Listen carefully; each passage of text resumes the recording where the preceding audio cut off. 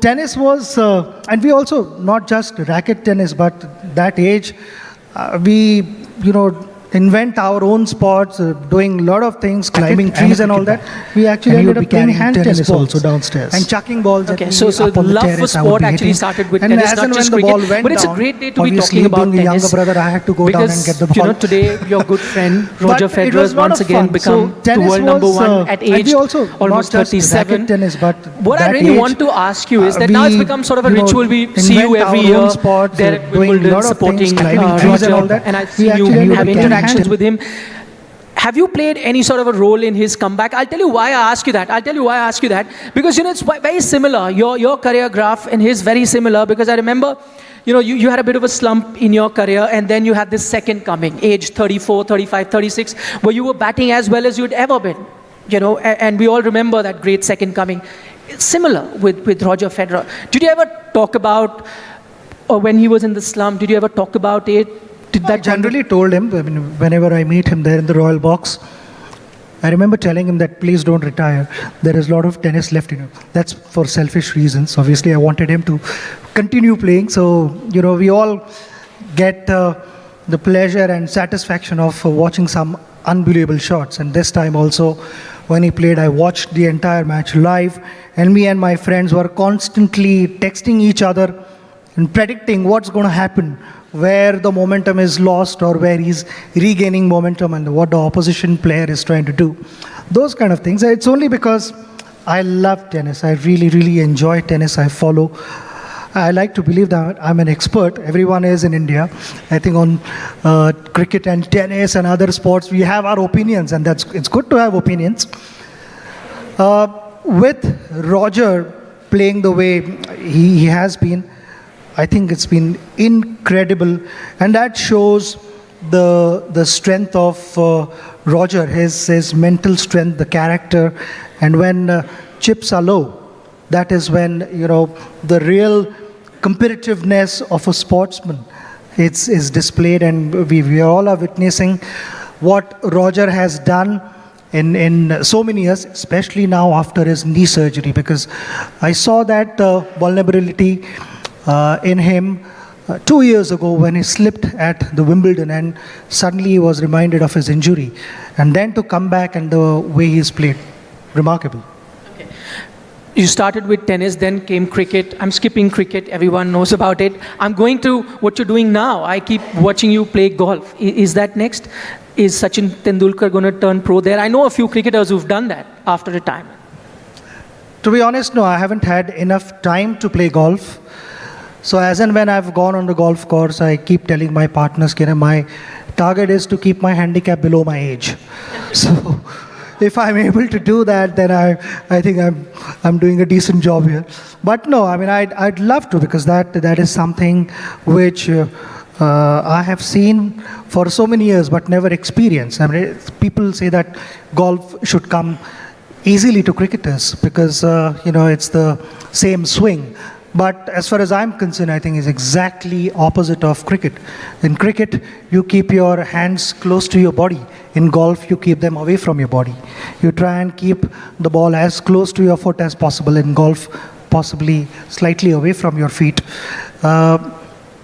Cricket, needless to say, the ball is moving. Here, the ball is not moving. In fact, there was a press conference where somebody asked me, why don't cricketers speak about their weaknesses? Golfers do.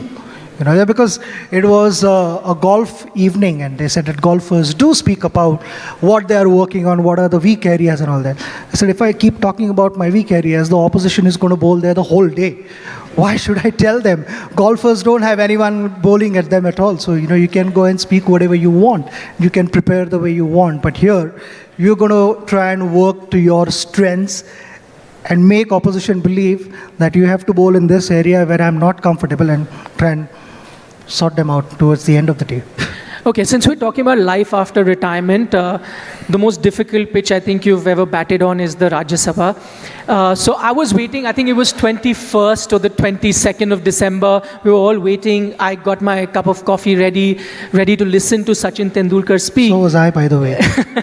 but we couldn't, I mean, there was ruckus in the house. We couldn't hear Sachin Tendulkar. So we'll try and pick your brains as to what you were going to talk there. And I know that you've written about it, spoken about it briefly in some media organizations about right to play. That's what you're advocating. Could you tell us a bit about that? I think when I talk about sports and right to play, then it takes me all the way back to my childhood days, where my father and my mother both gave me the freedom to play, the right to play at no stage. My father being a professor and a writer, he didn't want me to follow his footsteps, or I would put it differently, he never forced me to follow his footsteps. I had the freedom to be what I wanted to be in life. Because I've noticed, I've come across many parents, and they want to live their dreams through their children. And I feel that is unfair. In my case, that is the greatest gift that I have received in my life from my parents. And then, guidance from my brother and my coach took my cricket to a different level. But the point I'm trying to make is my parents took that bold decision in the 70s, where cricket or any other sport, as far as from a career point of view or financial point of view, securing your future, was not that great. I mean, if you played for your country, then one would have a decent bank balance. But if you were just a state level player then there was not much in it, to be honest. And in those days, to encourage your child to be what he wanted to be and give the freedom, I cannot express what I feel. The whole idea, the message here I'm trying to give is parents should give freedom to their children and encourage them to play sport. To play sport more so because, not because we only want to produce Olympians, the medalists. We want to have healthy and fit India. And as I said earlier, that we all have opinions. We love sport. We love watching sport. But we ourselves, very few of us regularly engage in sporting activity. We don't play. So I want to transform India, or rather I want to make an effort to transform India from a sports-loving nation to sports-playing nation and make India fit and healthy. And that's the reason I'm trying to, introduce this. Okay, so that's a great vision you have there. I know the other thing you've been advocating ever since you joined the Rajya Sabha is to have sports as part of the curriculum in school. And also, do you see this right to play become a reality? Well, I'm hoping that a right to play becomes a reality and sports becomes the part of the curriculum. I feel, having played sports throughout my life, somewhere right to education and right to sport can make a very good partnership. It will for sure complement each other in helping the growth of our children. I've also been pursuing since the beginning of my tenure in the Rajya Sabha to introduce this, and written and given a proposal quite some time ago, and very happy to know that the sports ministry and the HRD ministry, they both are working closely towards making this a reality sooner than later, and that's a positive thing. As a sportsman, I would want to see sports becoming a subject in school. I think it is not just about, as I said earlier, that producing Olympians, but it is about having healthy and fit India, and that starts from the grassroots level. So it's not just about playing sport that you would say is part of the school curriculum, it's also about studying sport. Is that correct? Is that what you're trying to say? It is about playing sport and much more. I think in our curriculum, whatever was going on, PT classes, I remember my childhood days, whenever there were PT classes, we would be still doing those exercises, which I guess started God knows when. But it's still being continued like that. the world is moving and we got to keep up with that. And there are newer things introduced. I think introducing sports as a part of curriculum in schools, I think, is more than just playing. It is about educating them. I think my son is studying sports in school, and the anatomy, the medical terms that he uses, it's impressive. So there is a doctor at home, so the discussion gets rather intense. And I'm a spectator at times because the words that he's using, I know that, okay, so-and-so muscle does this, but to precisely name that muscle and where it connects to and all that, little beyond me. But it is impressive, and that has started from the grassroots level. It is about maintaining a level of fitness, whether you are a sportsman or you aren't, but to be healthy and fit. And how to keep yourself healthy and fit, your nutrition, how to look after yourself, how to maintain a balanced diet. I'm not saying, you got to go on overnight, you have to go on boiled food and no carbs, and because that is the in thing, no carbs. But somewhere we need to understand that and balance our diet.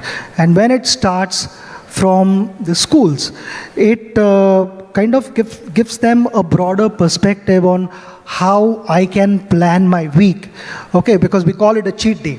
When we were playing, we would call it a cheat day, and that day you could go and have, if you wanted to have pizzas or vada pavs, all those kind of things, you could do all those things.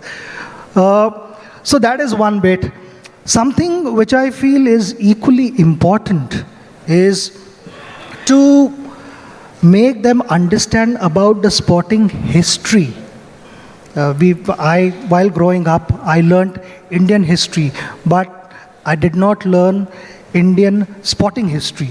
I think that is really important for us to know, because when we travel, we would want to be talking about Indian athletes, Indian heroes who have achieved so many things for India.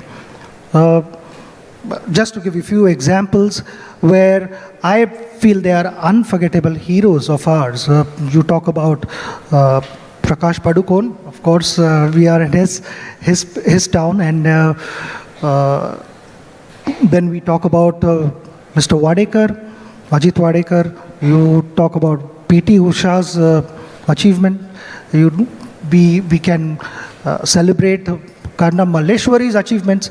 I think, and just celebrating athletes, I think, is not enough. But to also educate our next generation about hundreds of great athletes we've produced, I think becomes our responsibility. They are not aware of lot of things, lot of achievements, and it is not their fault. We can correct ourselves here.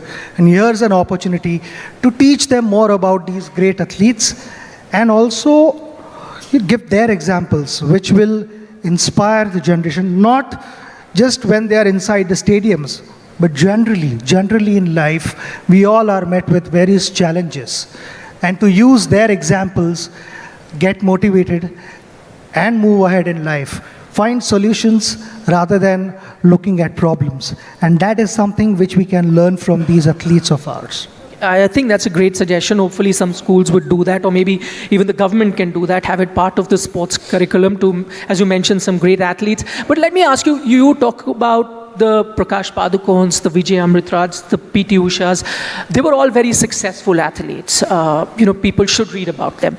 But there would have been hundreds of those other athletes, cricketers, footballers, who probably didn't make the cut as far as the international sport is concerned, or didn't become legends, but did contribute to their sport in some way or the other. Are you worried about their financial condition now? Because many of them aren't great right now, in terms of financially, in terms of a career. What could be done to look after those that have contributed in sports, but not at an international, but maybe at a national level? I feel if we have to look at 80s and 90s, still almost I would say 1995, 96, when money got into cricket. Till then there was not enough money. I still remember we went and played in Australia and we played 5 test matches in 1991, 92 series, and almost 10 or 11 one-day games, and followed by the World Cup. There were 15, 20 days in between, so we stayed there, and we returned after almost 4 months, to the extent where I almost had developed an Australian accent. But we were paid for all this. We were paid only 1 lakh. It really didn't matter what the bank account was, the bank balance was. Eventually, all that mattered was what did the scorebook say to me. And evening also, when I would get back home from any match, that is what my parents would ask me. But also, you talk about other sports. If you look at a sportsman's career, any athlete can go up to about 35 or 40, which is literally halfway in your life. What happens to the second innings of your life? And for that, I feel the athlete should have some kind of financial security. The national athletes are someone that we need to look after them.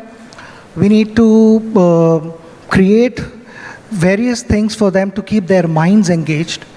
We've got many heroes where we have failed to look after them. We have reacted. I think government does everything possible, but I think here the private organizations also come into play, and they can employ more athletes, look after them, and give them a secured future. To give you a few examples, I feel, someone like the great hockey captain Mohammad Shahid, the way his life was ended was rather sad. I also feel really bad when I read about Shamsher Khan, the Olympian swimmer in 1956. He competed in Australia, Melbourne, and for 6 decades his record hasn't been broken. He came 5th in the finals, and the way his life ended and the financial constraints that he had, couldn't take care of his health issues, is disheartening. There is another example in 2011 in Athens Special Olympics, where Sita Sahu won us a medal, and then she was found selling golgappas to manage her life. Now, this is what I'm trying to say, that these athletes who are our heroes, we've occasionally failed to look after them. Why should they suffer like this? They've brought laurels to our nation, and we keep talking about results, we keep talking about medals. She's a medalist. She should not be doing this. So we need to have a setup. I've got few ideas which I've shared, but we need to have a setup which keeps their mind engaged, and also their talent is not wasted. We'd love to hear those ideas if you have any. What do you think can be done? My idea is to set up an organization. In my message, I would say, where on the 22nd of December I was to speak, but I gave a video message where I said, okay, there are 3 I's which I feel are really, really important: invest, ensure, and immortalize our athletes. So in invest, of course, we need to right from the grassroots level that I said, that we need to look after our next generation and encourage them. And if you spot talent in someone, then we need to tap that talent early enough to reap results. But the most important thing here I'm going to come to is ensure. I think as far as ensuring is concerned, we need to form an organization which employs these retired athletes, and retired from sports, not from their jobs at the age of 60. I think, as I said earlier, the retired athletes at 35, 40, after that, having kind of sacrificed everything to achieve their dream, not all of them are able to represent the nation. There are very few, but what do the rest of the guys do? What do the district level, the state level athletes do? It's difficult. Sometimes they are passing files in their office from one table to another, 9 to 5 job where they've got nothing to do with what's happening, accounting or whatever it is. So, we are wasting their experience. We are not utilizing that. We are making them do something that they are not good at or they don't want to do, but they are forced to do that. They got to look after their family, and 9 to 5 is the only option, only alternative. I think we need to form that organization where we employ all these athletes and we employ all these athletes and we engage them to go to schools, to colleges, to share their knowledge with youngsters. Also, what we are doing is we are not letting their knowledge get wasted. I think that is really, really important. As I said earlier, that a sportsman starts thinking after 35, 40, what is going to happen in the second innings of my life. This is what we can do. And this was my recommendation to the government. Some time ago, I've already shared this with various people and they've shown positive response, which is really good and healthy. I think these athletes, there is so much that they can share, and the way I have also gone across watching few films on various children where they've tapped talent at an early age, and they've had everything planned for them where, we're competing at the highest level when it comes to Olympics or Asian Games, where every fraction matters, and for that we require preparation. So it is unfair to ask our athlete who's decided to take up any sport at the age of 11, 12 to go and compete against someone who started their preparation at the age of 5, 6. And then at the age of 20, with double the number of practice hours and practice years, they are competing against our athletes. And with those expectations, it's not so easy to go out and deliver. For that, I think the preparation is important, and I've always emphasized that it is the thought process comes first, and then the results. The results will never come first, and then the thought process. So the preparation is extremely important, and then the results will take place on their own. Okay, it's great to hear, your ideas, but you're only looking after young kids and athletes. Let me be a bit selfish. What about people, pushing 40 and 40 plus? Some of us who are in this room, how should all of us, or are you doing anything to ensure that all of us get out and play as well? I mean, and maintain a healthy lifestyle. Any ideas about that? Plenty of ideas. We are going to be the youngest average age nation by 2020. I know this 2020 cricket is popular, but this is a different ball game I'm talking about. The perception is young hai to fit hai, but we are wrong. We are the diabetic capital of the world. When it comes to obesity, we are sitting at number 3 spot in the world, which is not something that we should be proud of. I was just going through some numbers, and the UN report says that between year 2012 and 2030, India is going to end up spending on non-communicable diseases $6.3 trillion, which is 4 crore.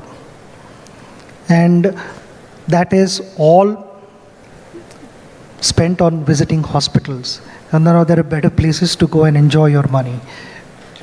You can, if you look after yourself and use that money constructively, it has a positive impact on our nation. But when you visit hospitals for your treatment, you are suffering, your family is suffering, your friends are suffering, everyone is unhappy. Where if you use that money constructively, we can do wonders with with I think our population, it should become our strength. And the only way I feel it can become our strength is if we all are fit and healthy. It's been proven that if you are fit and healthy, you play some active sport, the ability to absorb information increases. And it's showing. You can see any sport, the fitter they are, the better they are performing, and the consistency has been there. And I feel that should not be the case only on a hockey ground or a cricket field or a tennis court or a badminton court. It should be all over generally, and that is my vision. And that's why I feel that these are the things that we can do to introduce our next generation, because sometimes information doesn't filter down from top to bottom. You have to go from grassroots. Sitting on dining table, a 10-year-old boy or a girl explaining to their parents or grandparents कि ये खाना नहीं चाहिए, ये क्यों खा रहे हो, whatever, then you somewhere start thinking, ये ना बच्चा बोल रहा है, कुछ तो रहेगा इसमें. But otherwise, you are constantly looking at the kitchen कि मेरा अगला पराठा कब आ रहा है. That doesn't happen. 4 crore, you said, is the amount that India spends on communicable diseases. That just to give you a perspective, that would be about more than 100 Nirav Modis put together. That's the kind of money that we're talking about. That's crazy. That's insane money. Okay. I know that, if people are thinking this is a list of questions, it's actually not. This cheat sheet is actually the kind of research I had to do about things that he's doing after cricket. So forget about his cricketing records. This is all that he's been doing after cricket, and this is all part of my research. The one thing that you've been doing, which I really wanted to know, is you adopted 2 villages, one in Andhra Pradesh and now in Maharashtra. Can you share some experiences from there? How was it going to rural India? Tell us what they had to tell you. Have you been able to bring about any change? Yes, I think the first village, Puttam Raju Kandriga, which is in Andhra Pradesh, and the second one that I've adopted is in Maharashtra, Donza. The first one, of course, happened some time ago, and it's given me a lot of satisfaction. As I've always said, that the first innings of my life was chasing our targets as a team, and doing all those things which I was passionate about and I love doing.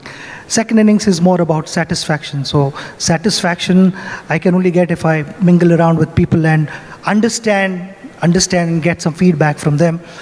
To know that the first village has been declared open defecation free village by UNICEF was heartening. I was really, really thrilled. But when I went there on my first visit and I mingled around, I spotted one, charming guy, really promising guy who could become my ambassador over there. And I told him, okay, tell me the problems. He said, the problems are that the man works the whole day in a family, and then when he returns home, it's quite late, because straight from his work, he'll go and he'll either drink and he'll be smoking and all that. And it isn't a healthy atmosphere at home. So children don't get to understand what it is to have good family time. So I told him that I want you to take initiative and you to spread this message that everyone should take more responsibility, spend time with their children, their families, and the community center over there that we've created has been utilized at its best. So that is really, really satisfying. I had told him on my next visit, if you are able to bring this number down, then I'm going to come to your place and have a cup of tea with you. Which he did. He took me through all those numbers, which was impressive. And as I had spotted that spark in him, he didn't let me down. So it was extremely satisfying to see that, okay, the fathers have started spending more time with their family, especially the children. And they are more responsible. And as far as my second village is concerned, where I visited in December in Donza, things have started changing. They've been sending me photographs of their library and now trying to create gym, school. And also something that impressed me about Donza was the different religions coming together. That community is really strong. They look after each other. They help each other. They stay together. They work as a team. So it was a heartening experience for me where, I could go there and mingle around with people from completely different backgrounds, but they came together. And I'm looking forward to development over there. I know for sure the collector over there was very responsive, and me and my team, we've been in touch with their team. And the feedback that I've received is very positive. But as I have always told them that, I've played the first innings, you got to play the second innings, because I can come and help you. But if you don't make the most of it, we are going nowhere. Okay. Before I ask him the next question, could I request you to put your mobile phones on silent? Sachin hates it when he's batting and there is any sort of distraction. Ask anyone who ever crossed the side screen while he was batting. So I just request as courtesy to Sachin, if you could put your mobile phones on silent. Not always did I do that, because sometimes it was to break the bowler's rhythm. That's a trade secret.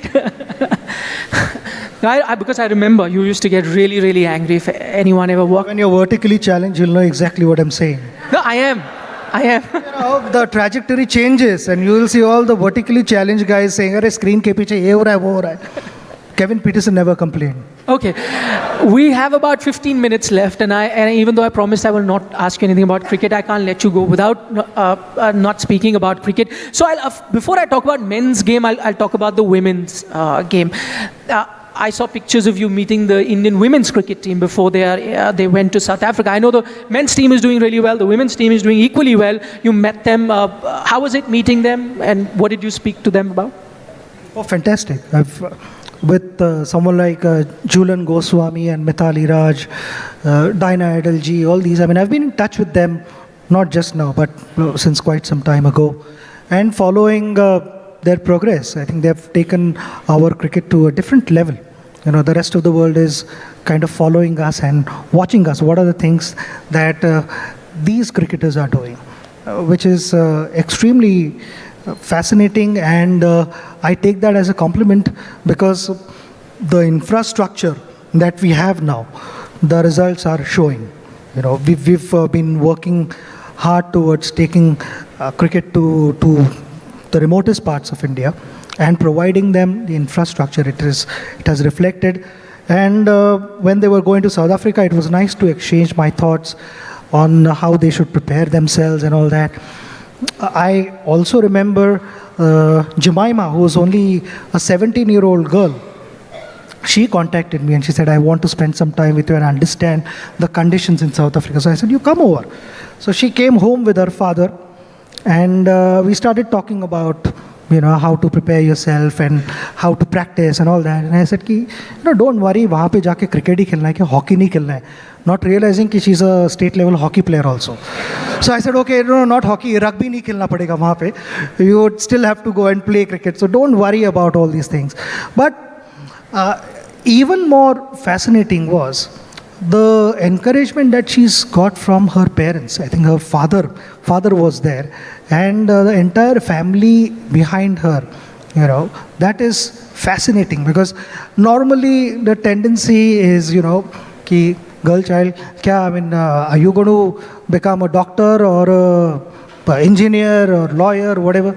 But here the father had different problems, whether he's going to pursue with hockey or cricket. So that decision, it's nice to know that, father was confused deciding between cricket and hockey. So very well done to that family. Right, great. I'm just going to digress a bit. I'll go back to cricket, because we're talking about, women in sport. And this is the other thing that I was researching.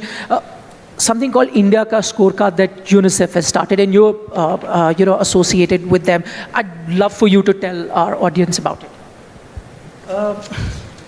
I think with UNICEF as a ambassador, of course, I think something that I've been trying to spread the message is related to diarrheal diseases, where we lose almost 100,000 lives every year just in India, and many more outside India. And the reasons are, just taking most of the things for granted. The simple message is to keep your hands clean when before you eat food, or when you've used toilet.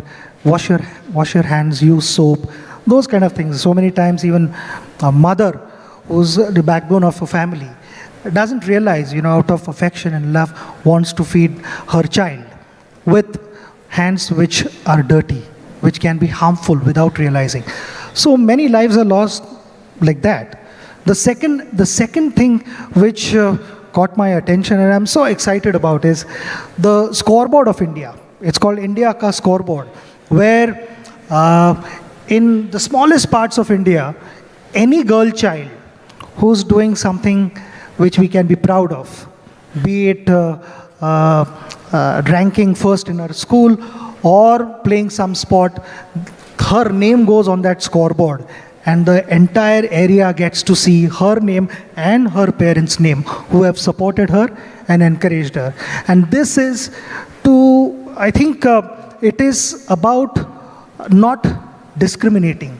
The tendency is to give more to your boy child and a girl child. Okay, वो घर पे बैठेगी, उसको ज़रूरत नहीं है करने की. That is wrong thinking, and we are looking to change that. So I just hope that वो scorecard हम भर दे, so that scoreboard of India is going to look much better, because I firmly believe, as I've said earlier, and I would like to re-emphasize, that women are the backbone of any family. And if we are able to encourage them from the grassroots level, the future is going to be bright. And that is what we need to focus on. And the message that we are trying to spread to parents in rural parts of India. I'm not saying that, the big places where, parents are being fair. Sometimes we also get to hear some stories where the message is to everyone, to encourage your girl child as much as you do with your boy child. Okay. I'm getting back to cricket now. This is something that I'm sure most of the audience here would love to hear. And we cannot not talk about the performance of the current Indian team, doing fantastically well in the ODI series in South Africa. My question to you is, of course, about the event that's coming up next year, that be the Cricket World Cup. Looking at the way that this team is performing, do you think they go in as the favorites for that particular tournament? Well, we better be after this performance. I think we've done really well in the last few years, I would say, and the preparation started, I think, quite some time ago. As I said, credit to BCCI here for having that infrastructure where the results are showing now. Clearly, I mean, we've spoken about the fitness, diet, and all that. With more exposure to the newer things which are happening around the world, I think it's reflecting rather well. With becoming favorites for the next World Cup, I think somewhere we are doing things correctly, and I feel more so. Obviously, when it comes to batting, people talk about the number of runs that we've scored and all that, but I think we are also winning matches because of those middle overs where the two wrist spinners are bowling, which is obviously heartwarming to see, because the wrist spinners, one didn't get to see much in the last few months. I think they have been bowling in tandem, and it's fantastic, because that is something which the rest of the world is yet to figure out how to play. When you play against them in a shorter format, T20, you could still get away with all those experiments, playing reverse sweep over short point or short third man or scoop shot over keeper's head and all that. But in a proper match, longer format, you can't do all those things. You got to know how to tackle those two bowlers in between. And I feel those two bowlers are going to be key factors. In fact, when Kuldeep made his debut, I still remember he had bowled merely 3 balls or 6 balls in the test match they played in Dharamshala. And I posted a message saying that he's got bright future, because that is something which can help us go and perform well abroad. I firmly believe that wrist spinners can add a lot of value, and they've proven in conditions which are not known to help spinners. But the beauty of wrist spinners is the surface really doesn't matter. It's what you do in the air, and you have variety of bowling, leg spin as well as googlies. Of course, nowadays for off spinners to bowl dusra has become common. So more or less like that. But I still feel wrist spinners, those in between overs, would be the key factor. Okay, now this comment by Sachin is not just as a batsman but as a former wrist spinner as well. Even though Chahal and Kuldeep are bowling really well, but I don't think they... Only when I got the landing permission. Yes, but they still couldn't turn the ball as much as you did with those wrist spinners of yours. But talking about that, my follow-up question on Chahal and Kuldeep is, do you think wrist spinners have a space in the longer format of the game also? Or do you think, as you just mentioned a short while ago, shorter format is easier for them to perform? Shorter format is, I think, in T20, batters can score runs as well as spinners can pick wickets. It's a tougher job to go out and pick wickets in Test cricket. But that is something that the whole world is not used to, I feel. And before they get used to it and try and figure out, because everyone is watching all these games, they're all trying to figure out what are the right options to score runs against them, what are the right options to survive, what are the right options to, how do we block, and those kind of things they're figuring out. But before they figure out, we should try and win as many games as possible. Okay, talking about spinners, I'm not going to let you go.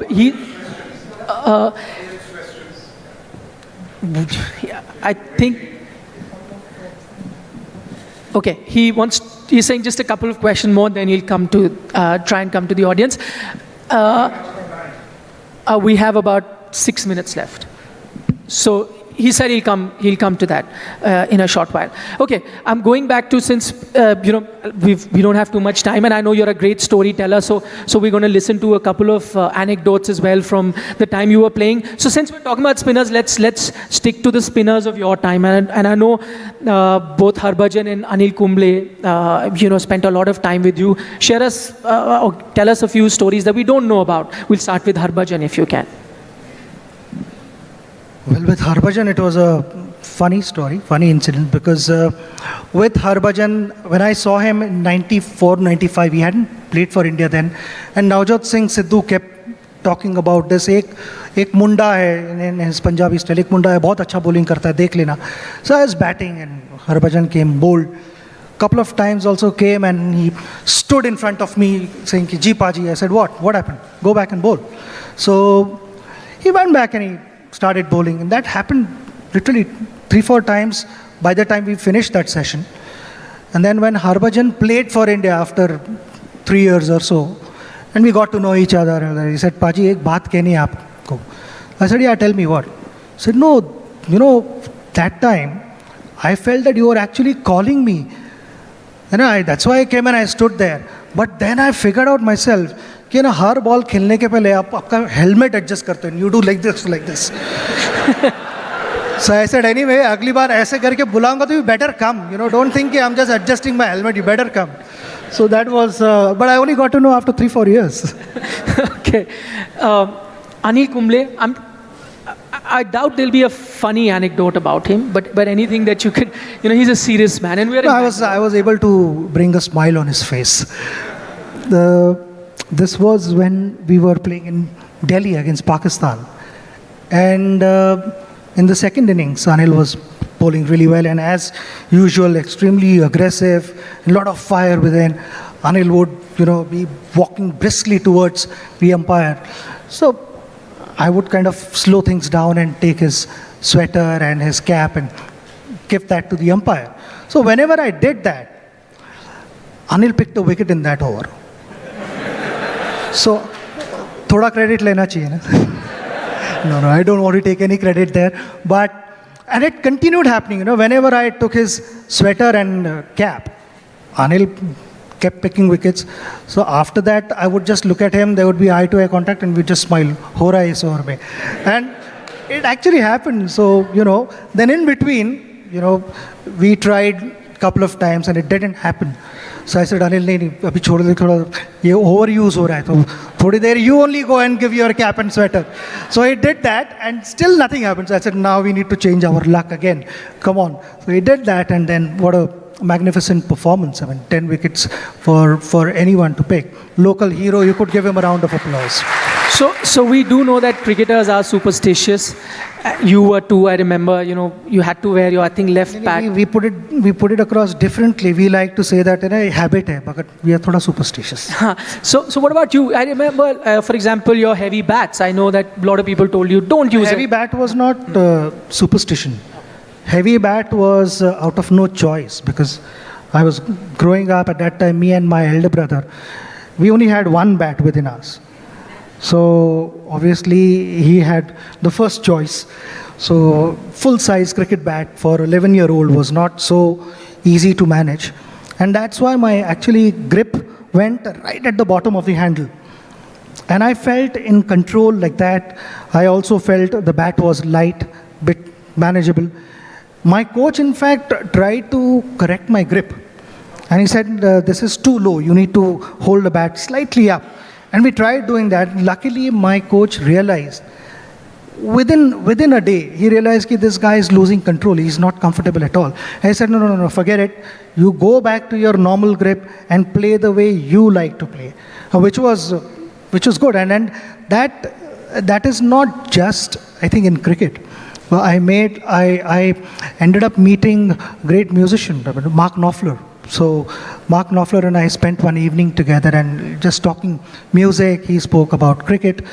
And one thing that I didn't know, he said a young guitarist should never look to follow me because my grip is not orthodox grip. My grip is slightly different, and that's the way I like to strum a guitar. That's my natural way of playing a guitar. And he continued doing that. So it's not just about cricket. It could be anything in life. It is important to have that adaptability and awareness and then those adjustments, a little bit here and there, tweaking things, but not change completely. Thank God no one changed Malinga's action. Exactly. Otherwise, while coaching, nobody's going to, if Malinga as a 10-year-old trying to bowl like this, he would be corrected on day one.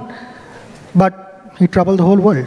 Okay, we would have loved to have carried on, but I've been told that our time is up. But before I let you go, finally, if I could ask you your vision for India, any parting words that you'd like to say? Because, now you're looking at the country as a whole and not just sports. My vision is simple. I'm not expecting big things. Obviously, sports, which should become part of the curriculum in schools. I think all schools, if they can come forward and do this, it has the potential. Sport has the power to keep everyone together. And also, when it comes to parents, I keep talking about healthy India, fit India. Parents आज तक यही पूछते आए बच्चों को कि आज तुमने पढ़ाई की या खाना खाया एंड ऑल दैट, पर मेरे लिए वो बहुत इम्पॉर्टेंट चीज़ होगी, वो बड़ा दिन होगा जब parents will ask their children कि आज तुम खेले या नहीं. And that is a clear reflection of change in your mindset. I think we need to just change our mindset and move forward towards a fit and healthy India. Okay, that's a lovely note to end our session on, Sachin. Thanks so much for being a lovely guest here and speaking your mind. Thank you so much.